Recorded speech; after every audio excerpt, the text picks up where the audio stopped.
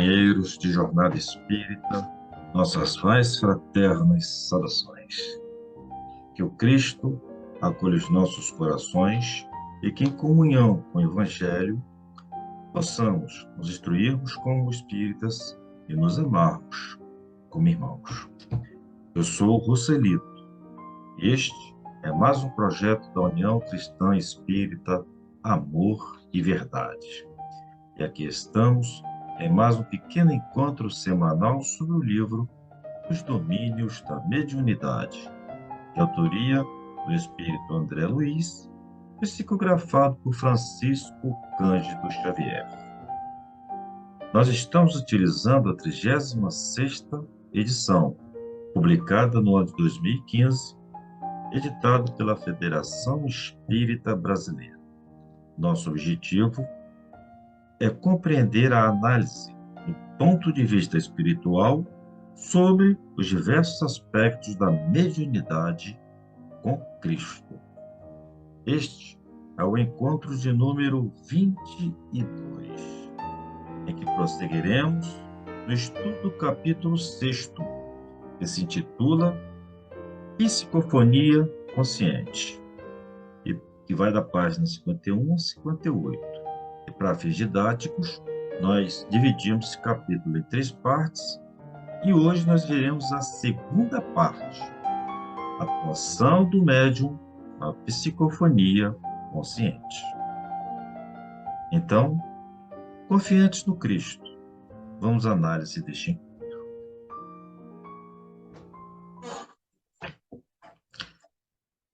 A reunião já tinha começado, né? E o irmão sofredor já tinha sido trago para o ambiente mediúnico, preparando para a primeira comunicação dele, e também a primeira comunicação da noite.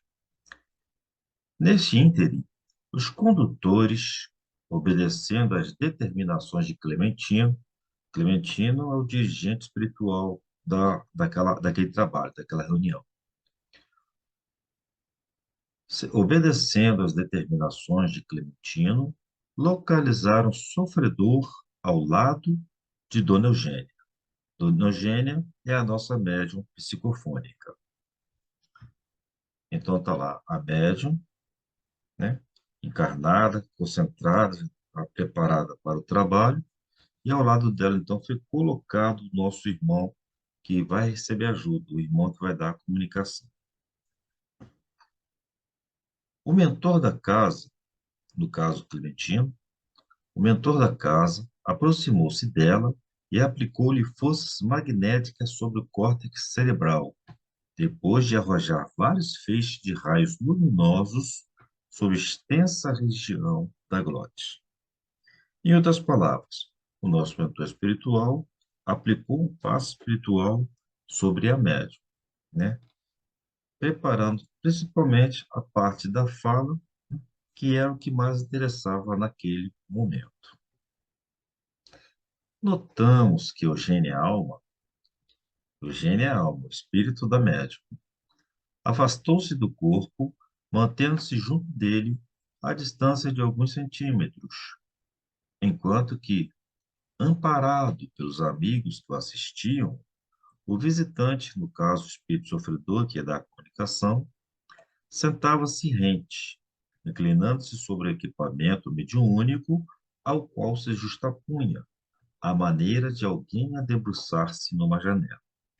Então, notamos aí que o irmão está próximo, a nossa médium se preparando para a comunicação psicofônica.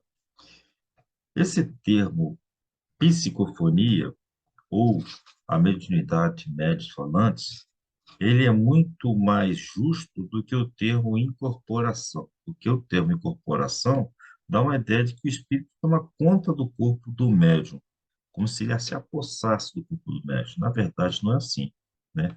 Ele transmite energia para o irmão, mas o corpo do médium é o corpo do médium, o comunicante é o comunicante. Ele não tem corpo nem domina o corpo de ninguém. Na psicofonia consciente. Então, nós temos aquele quadro lá anterior. A médium, recebendo a energia do mentor espiritual, e o irmão comunicante ali a seu lado.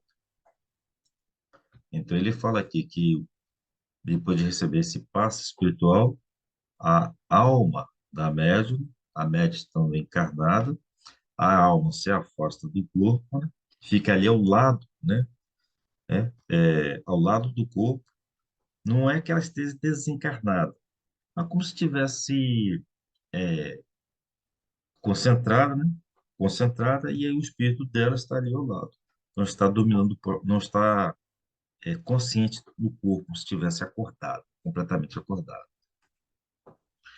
Mas ela não perde os laços com seu corpo.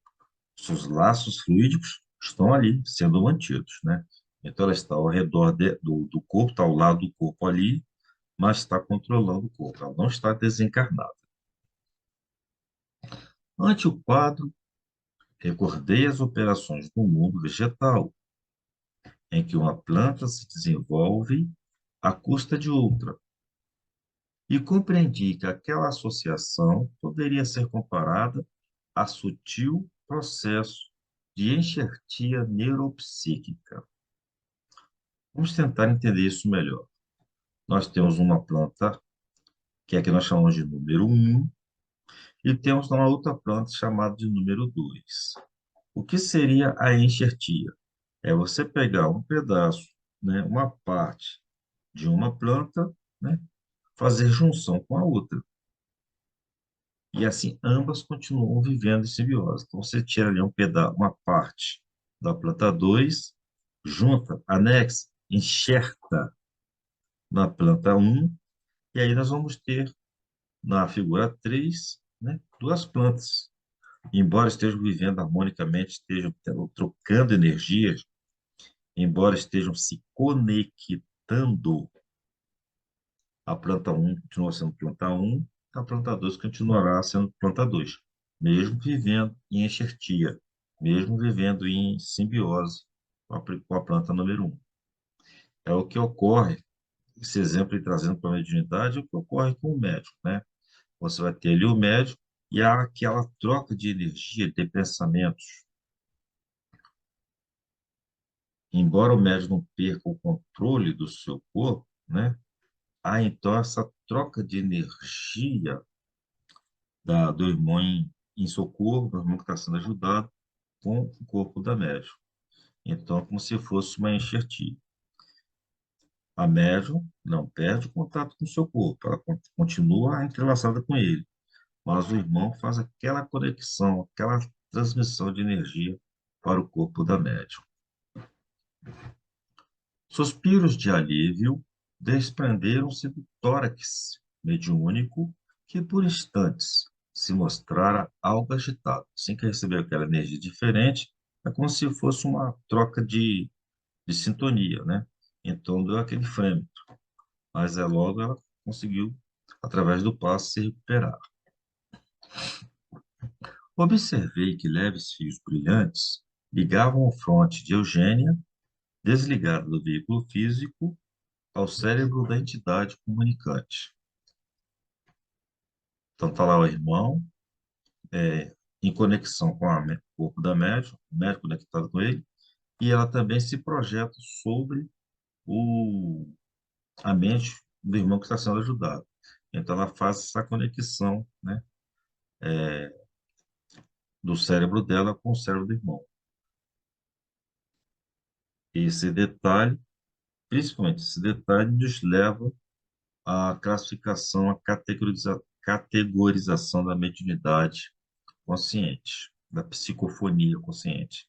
Nós veremos mais detalhes daqui a pouquinho. Porque eu lhe dirigisse um olhar de interrogação e estranheza, Aulus explicou prestimoso. É o fenômeno da psicofonia consciente ou trabalho dos médios falantes. Trabalho dos médios falantes no linguajar do Allan Kardec no livro dos médios. Nosso irmão André Luiz prefere o termo psicofonia consciente.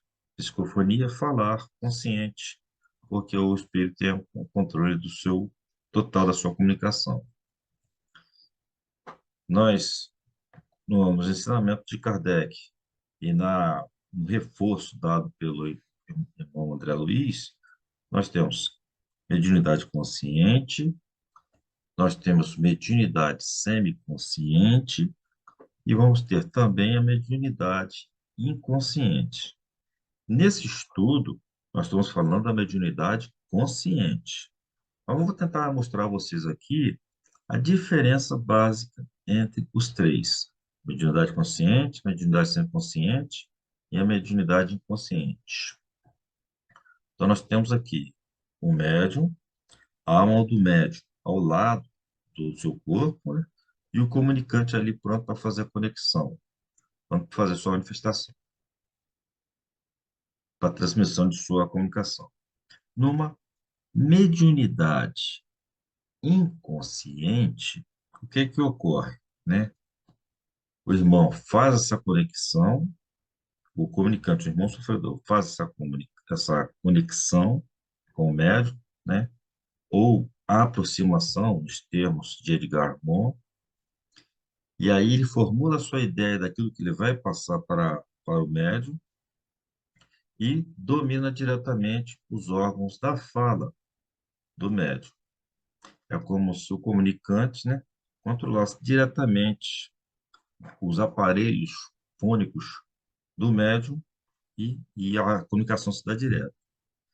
Nesse tipo de mediunidade, ou a alma do médium, né, ela só participa controlando o seu corpo, mas ela não participa da comunicação. Então, geralmente, quando termina a comunicação, o médium, nesse tipo de mediunidade consciente, ele não consegue se lembrar de nada, não se lembra de detalhes nenhum.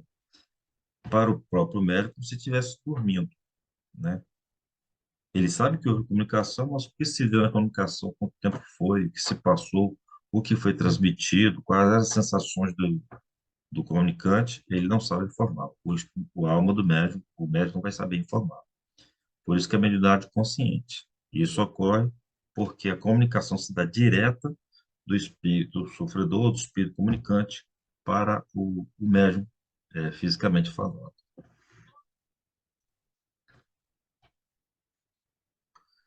Vamos ver agora a mediunidade sem-consciente. Então, temos lá o médium, o comunicante e a alma do médium. O comunicante faz sua conexão com o médium, formula a sua ideia, se prepara para que a comunicação vai transmitir, mas faz conexão ao médium, a alma do médium também faz conexão com o irmão comunicante. Só que, ainda assim, o nosso irmão, ele, nesse tipo de mediunidade, a ser consciente, ele vai ter uma esparsa ideia daquilo que o irmão quer apresentar, mas ele ainda não consegue segurar todos os detalhes. Sabe que está tendo ideia de que está tendo uma comunicação, sabe que algo está se passando, alguma coisa ou outra ele se lembra, ele reguarda. E o comunicante atua direto, né, nos órgãos fônicos do médium. Terminada essa comunicação, o médium vai ter só uma recordação muito falha, uma recordação incompleta do aquilo que se passou. Vamos então agora ao terceiro tipo, que é o que nós estamos estudando, que é a mediunidade consciente. Nesse tipo de mediunidade, mesmo o irmão fazendo conexão, o irmão comunicante fazendo conexão com o médium, né, formula lá a sua ideia, mas é a alma do médium que, em conexão com a mente do comunicante, capta essa ideia e vai ser a alma do médium que vai transmitir essa mensagem, né? O comunicante está conectado, né? Mas a mensagem ela vai ser filtrada, vai ser amparada pelo médium, pelo espírito do médium. Então, a comunicação vai acontecer, mas sob o controle do médium. Nesse caso, por exemplo, se o comunicante quiser falar um palavrão, ele não vai conseguir, porque o médium, estando consciente, ele vai transmitir: olha, o espírito está querendo falar um palavrão. Pronto. Mas não vai pronunciar o palavrão em si. Ah, o irmão está querendo ser agressivo, mas não vai dar soco em ninguém naquela sala ali, naquela reunião.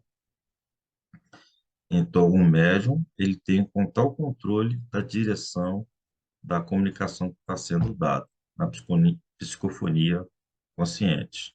E ao terminar a comunicação, o irmão consegue, o médium consegue se lembrar da maior parte das coisas que ali ocorreram, consegue inclusive é, transmitir ou decifrar,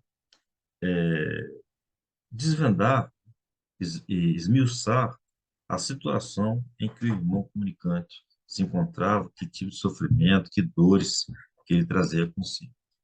Aí isto é a mediunidade consciente.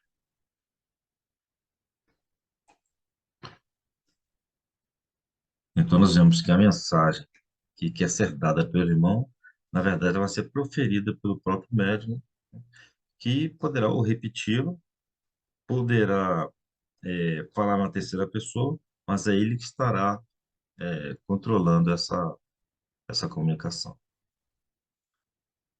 Embora senhoreando as forças de Eugênia, o hóspede enfermo do nosso plano permanece controlado por ela, a quem se emana pela corrente nervosa, através da qual estará nossa irmã informada de todas as palavras que ele mentalize e pretenda dizer. Então, nesse esquema aí, a médium tem total controle, tanto do seu corpo como da mensagem que o irmão está trazendo. Efetivamente, aposta-se ele temporariamente do órgão vocal de nossa amiga, apropriando-se de seu mundo sensório, conseguindo enxergar, ouvir e raciocinar com algum equilíbrio, por intermédio das energias dela, da médium. Mas Eugênio comanda com firme as rédeas da própria vontade, agindo qual se fosse enfermeira, concordando com os caprichos de um doente, no objetivo de auxiliar. Esse capricho, porém, deve ser limitado, porque consciente de todas as intenções do companheiro infortunado a quem empresta seu cargo físico, nossa amiga reserva-se o direito de corrigi-lo em qualquer inconveniência. É o que eu falei a respeito da filtragem da comunicação. A comunicação não vai deixar de ser dada, mas ela vai receber ali uma qualificação, uma qualidade, né? Vai ser dito o sentimento do irmão, mas sem a perversidade, sem a promiscuidade daquilo que ele esteja tentando interagir. Pela corrente nervosa, conhecer-lhe as palavras na formação, apreciando-as previamente, de vez que os impulsos mentais dele lhe percutem sobre o pensamento sarnento como verdadeiras marteladas, dado o sofrimento, dada a dor daquele irmão. Pode-se, assim, frustrar-lhe qualquer abuso, fiscalizando-lhe os propósitos e expressões, porque se trata de uma entidade que lhe é inferior, inferior ao médium, inferior em qualidades morais, pela perturbação e pelo sofrimento em que se encontra e a cujo nível não deve arremessar-se se quiser ser-lhe útil. Ou seja, a irmã vai dar a comunicação, vai dar passagem, mas ela mantém o controle da comunicação, né? Não é bagunça, não é bagunça, é uma coisa controlada, dentro da disciplina. O espírito em turvação, ou seja, em sofrimento, é um alienado mental, requisitando auxílio. Nas sessões de caridade, qual a que presenciamos, o primeiro socorrista é o médium que o recebe. Mas se esse socorrista cai no padrão vibratório do necessitado, que lhe roga serviço, há pouca esperança no amparo eficiente, né? É como uma pessoa que está se afogando e a outra lá que no padrão de natação é mais autoridade, vai socorrê-lo. Mas se que aquele que for socorrer entrar no mesmo padrão de nervosismo, de susto, de medo do que está se afogando, vai ter um acidente, o socorro não vai acontecer, os dois vão se afogar. Então, o médium, como se fosse o mergulhador que vai prestar socorro, não pode entrar em parafuso, não pode entrar em medo, não pode entrar em nervosismo, vai ter que estar tranquilo, sereno, equilibrado, para que possa prestar o socorro de forma adequada. O médium, pois, quando integrado nas responsabilidades que esposa, tem o dever de colaborar na preservação da ordem e da respeitabilidade na obra de assistência aos desencarnados, permitindo-lhes a livre manifestação apenas até o ponto em que essa manifestação não colida com a harmonia necessária ao conjunto e com a dignidade imprescindível ao recinto. Ou seja, a comunicação vai ser dada, mas dentro da disciplina. Por isso que nós falamos no Espiritismo que não existe desenvolvimento da mediunidade, e sim educação da mediunidade. Porque o que se busca é a disciplina, é o aprimoramento de forma que o instrumento possa servir ao socorro a que se está propondo. É como se você tivesse um instrumento musical. Se o instrumento musical não tiver afinado, não vai conseguir transmitir a comunicação. Se o médium não estiver disciplinado, ele não vai ter controle daquela comunicação. Então, alegou Hilário, nesses trabalhos o médium nunca se mantém a longa distância do corpo. Sim, responde, sempre que o esforço se refira a entidades em desajuste, o medianeiro não deve ausentar-se demasiado. Se o objetivo naquela comunicação é ajudar um irmão em sofrimento, ou tem um pouco o espírito do médico se afastar. Ele se afasta do corpo, se coloca ao lado do corpo, mas não sai da casa espírita, não se afasta, vai passear. Diferente, por exemplo, quando ele está numa comunicação mediúnica, em que está se propondo a escrever um livro, e que muitas vezes o irmão, o médium, o espírito do médium é retirado ali e levado até o local que é o cenário do livro que está sendo escrito. Nesse caso aqui, nosso aqui, não. Aqui é um socorro a um irmão em sofrimento. Então, o espírito médio não se afasta tanto assim. Sim, sempre que o esforço se refere a entidades em desajuste, o medianeiro não deve ausentar-se demasiado.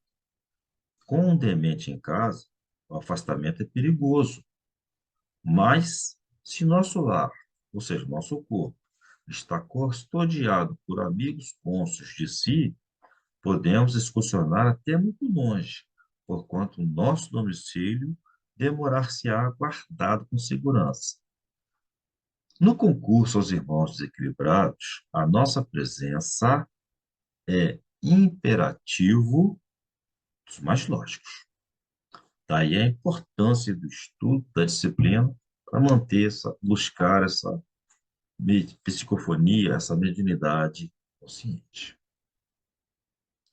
Fitou Eugênia preocupada e vigilante ao pé do enfermo, que começava a falar e sentenciou. Se preciso, nossa amiga poderá retomar o próprio corpo num átimo, um instante. Precisou, a volta rapidinho. Acham-se ambos no consórcio momentâneo, em que o comunicante é a ação, mas no qual a médium personifica a vontade. Em todos os campos de trabalho, é natural que o superior seja responsável pela direção do inferior.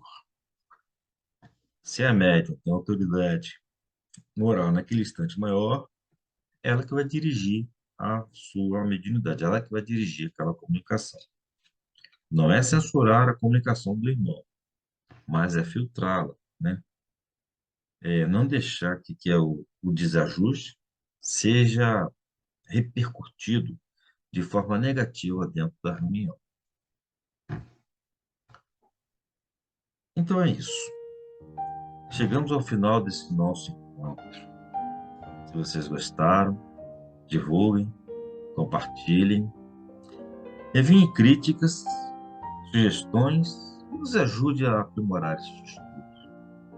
Eu fico por aqui e aguardo vocês no próximo encontro, em que continuaremos a terceira parte do estudo do capítulo 6, Psicofonia Consciente.